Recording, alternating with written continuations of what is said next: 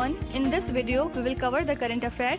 Before we move ahead, let me inform you that these questions are part of our daily 20 MCQ series in GK Today's Academy Android application. So if you are looking for the text version of these questions and their explanations along with the interactive quiz, you may consider joining our daily 20 MCQ series in Academy Android application.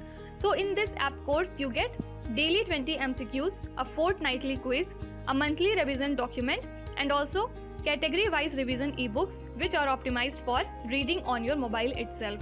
Apart from it, you are also able to access all archives of questions from January 2020 onwards. Please check our Telegram channel. The link is given in the description box. You can subscribe to it if you find it relevant.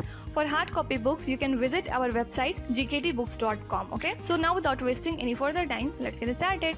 Good morning everyone. Welcome back to GK Today. And today we'll be discussing most important MCQs for 20th of October 2021. Starting with very first question, which public sector unit has recently been accorded Maharatna status?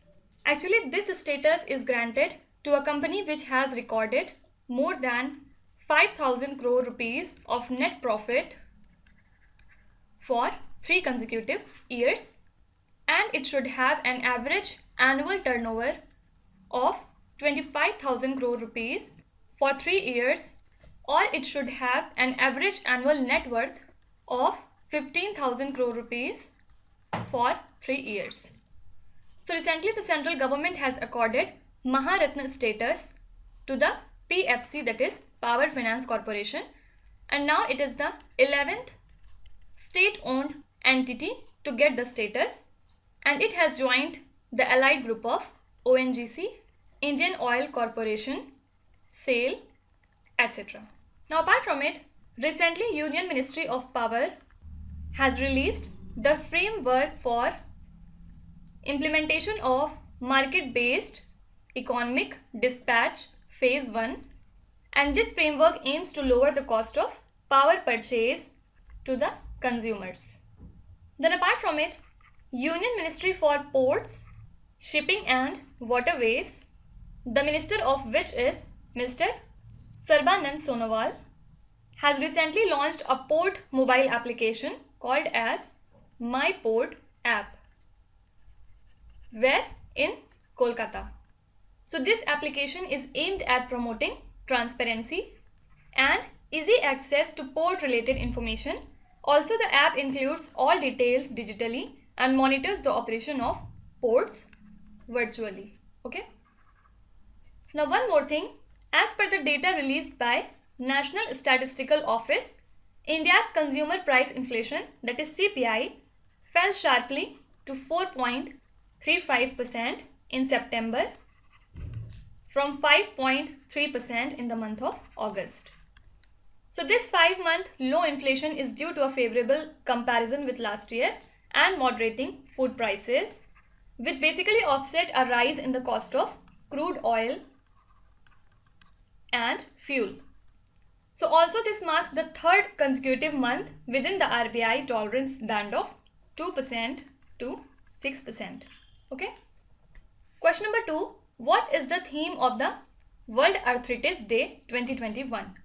So this day is observed every year on 12th of October to spread awareness about the existence and impact of rheumatic and musculoskeletal diseases. And the day was first observed in the year 1996, and this year theme was Don't Delay, Connect Today, Time to Work. And as per EULAR, means European Alliance of Associations for Rheumatology, there are an estimated 100 million people who are undiagnosed and trying to cope with overlooked symptoms. Okay. Then USA celebrates Indigenous Peoples Day as a holiday that celebrates and honors the Native American peoples and commemorates their histories and cultures. So basically it started in the year 1977 as a day of respect at a discrimination conference, and now it has become the national holiday honored by President Joe Biden. Actually this day falls on the same day called as Columbus Day, which was first recognized as a national holiday in the year 1934 by the President Franklin D. Roosevelt. So this day is celebrated in the month of October itself, okay? Now apart from it, we celebrate World Post Day on 9th of October to mark the anniversary of establishment of Universal Postal Union in the year 1874. And the theme for this year was Innovate to Recover. Now can anyone tell me when do we observe World Habitat Day? Please write in the comments. Question number 3. Union Home Ministry began tripartite talks with Gorkha representatives and which state government? So the Union Home Ministry began tripartite talks with Gorkha representatives from the Darjeeling Hills, Terai and Dowar regions and the government of West Bengal. And the talks were held with the objective of resolving the demand of statehood in the North Bengal region. So obviously the talks were chaired by our Home Minister Amit Shah, and the second round of talks with the officials of the government of West Bengal is scheduled to be held in November 2021. Fine. Now in the previous lectures we have seen that Thai, Ahom and Matak communities are demanding for being accorded the scheduled tribe status in the state of Assam. Then first consignment of GI tagged sweet dish named as Milhi Dana from West Bengal has been exported to the country Bahrain. Also recently, the Kanyakumari clove of Tamil Nadu has got the GI tag. Then Karupur Kalamkari paintings and Kallakurichi wood carvings have got the GI tag. So these paintings are from Thanjavur and these wood carvings belong to Madurai region. So both of them belong to Tamil Nadu. Then the first consignment of Kashmiri walnuts have recently been flagged off from Karnataka under the One District, One Product scheme. Now can you tell me a GI certified product named as Jalgaon banana belongs to which state? Please write in the comments. Question number 4. Which Indian state or union territory has launched a patrolling operation named as Operation Satark? So recently New Delhi has launched this particular operation to combat and prevent crime and make public places safer. So the Southwest District Police has launched this patrolling operation where senior officials including women officers will be patrolling on foot, and this is aimed to enable a thorough check on noise creators and provide confidence among the public.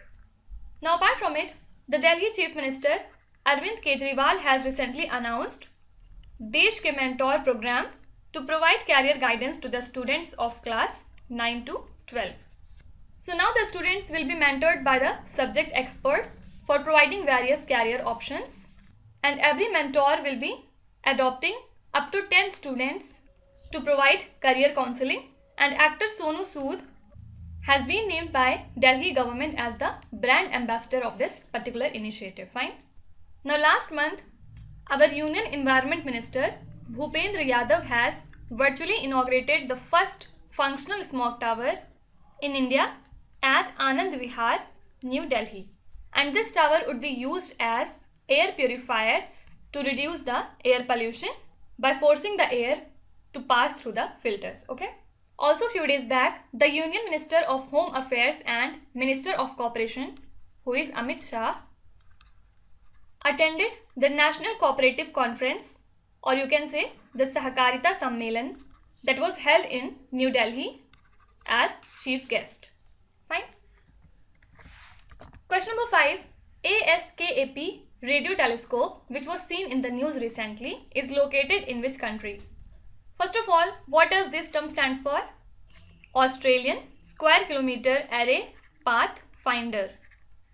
So this is a kind of radio telescope situated at the Murchison Radio Astronomy Observatory in Australia, and it is run by Commonwealth Scientific and Industrial Research Organization, which is a Australian government agency. Now why it is in news? Because recently using this telescope, astronomers have discovered unusual signals coming from the direction of Milky Way's center. So this new signal had very high polarization and varying brightness, and it has been named as ASKAP, and further some numbers are there. Okay. Now apart from it, central banks in Australia, Singapore, Malaysia and South Africa have launched a CBDC scheme. What is CBDC? Central Bank Digital Currencies. It is actually a cross-border payment trial that uses different central bank digital currencies in order to assess if this allows transaction to be settled in a cheap and easy manner or not. Okay. Then also Brisbane in Australia will be the host of 2032 Olympics and Paralympics, for which it has received the approval from the Executive Board of International Olympic Committee. So now Brisbane becomes the third Australian city to host the game after Sydney in the year 2000 and Melbourne in the year 1956. Also, India and Australia recently held the first joint working group meeting on coal and mines through video conferencing, in which various things were discussed like strategic minerals, demand and service scenario, engagements with Australia, etc. Okay.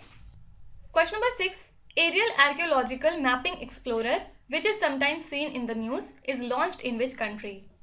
So this mapping explorer has been launched to offer virtual flights over ancient landscapes. And the digital aerial archaeology tool will allow the users to see landscape from England's past. And the agency that looks after this tool is Historic England. And it enables the people to discover the previously unknown details through virtual flights over England about the local landscapes. For example, prehistoric hill forts, Roman settlements and Cold War military stations, etc. Okay. Now in the previous lecture we have seen that paleontologists have discovered the fossilized upper molar tooth of Hippopotamus antiquus from Westbury Cave in United Kingdom. Also recently India and UK have agreed upon a forward action plan on power, transportation, renewable energy, etc. as a part of 2030 roadmap. And apart from all these things, a new climate finance leadership initiative India partnership has been signed with UK, and this has been agreed to mobilize the private capital into sustainable infrastructures in India. Fine. Question number 7. Subject Expert Committee on COVID-19 granted emergency use approval to which vaccine for children 2 to 18 years? So recently the experts have granted emergency use approval to Bharat Biotech's Covaxin for children in the 2 to 18 years age group. And this Bharat Biotech, which is Hyderabad based, had completed phase 2 and phase 3 trials of Covaxin on children below 18 years of age and submitted the trial data to the Drugs and Controller General of India. So the first group examined was between 12 to 18 years and the second group was between 6 to 12 years. And the third age group was between 2 to 6 years. Fine. Now apart from it, the Union Health Minister Mansukh Mandaviya has launched an initiative on 4th of October to facilitate COVID-19 vaccine delivery using made in India drones in the tough and hard to reach territories of Northeast. And for this purpose, ICMR has designed a delivery model called Drone Response and Outreach in Northeast. And this initiative was launched in line with government's commitment to Antyodaya in Health that makes the healthcare accessible to every citizens in India. Fine.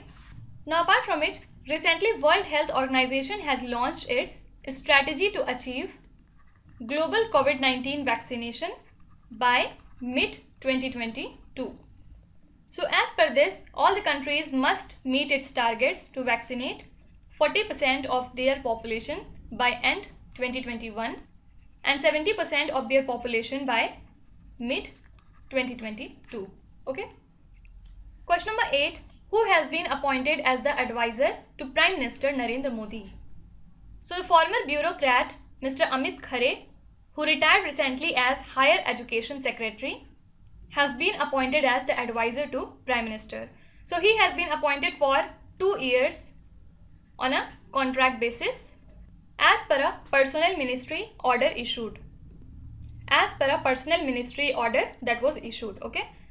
So he is actually a 1985 batch retired IS officer of Jharkhand cadre, and the Appointments Committee of the Cabinet has approved the appointment in the rank and scale of Secretary to the Government of India. Now in the previous lecture we have seen that Mr. Rajneesh Kumar, former chairman of SBI, has been appointed as chairman of Bharat Pay. Then Lieutenant General Anil Bhatt has recently been appointed as Director General of Indian Space Association. And the Vice Admiral Adhir Arora has taken charge as Chief Hydrographer recently, and he has replaced Mr. Vinay Badhwar. Now talking about some of the important governors, new governor of Punjab is Banwari Lal Purohit. Then new governor of Uttarakhand is Gurmeet Singh, and new governor of Tamil Nadu is R.N. Ravi. Can you tell me who is the new Chief Minister of Gujarat? Please write in the comments. Question number 9. What is the India's growth forecast for 2021 to 2022 as per IMF's recent World Economic Outlook report? So the International Monetary Fund has kept India's growth forecast for this year unchanged at 9.5%. Also, it projected India's economy to grow 8.5% in financial year 23. So basically in the month of July, IMF had slashed India's growth forecast for the financial year 2022 to 9.5% from earlier projection of 12.5%. Also, it has lowered the global growth projection marginally to 5.9% from 6% earlier. So obviously the coronavirus pandemic and supply disruptions in advanced economies are the reasons for this downfall. Okay. Now apart from it, the European Union has issued green bonds and attracted strong demand from investors. India Exim Bank has recently conducted a study titled as Prospects for Enhancing India-Japan Trade Relations, and it has highlighted that over the past decade, India's total trade with Japan has increased from $10 billion to almost $18 billion. And the exports are valued at $5 billion, while the imports were at $13 billion in the year 2019. Fine. Also recently, ADB, that is Asian Development Bank, has announced that it has elevated its target to deliver climate financing to its developing member countries to $100 billion. And this would be achieved in the period 2019 to 2030. And the decision has been made by the ADB on account of worsening climate crisis and call for increased climate finance. Fine. Now last question. Who has won the C.K. Prahalad Award for Global Business Sustainability Leadership recently? So the Indian American Satya Nadella, everyone knows him, the CEO of Microsoft, is among the corporate leaders to receive this year's prestigious C.K. Prahalad Award for Global Business Sustainability Leadership. So this award was created in the year 2010 and it recognizes exceptional private sector action that promotes sustainability, innovation and long-term business success.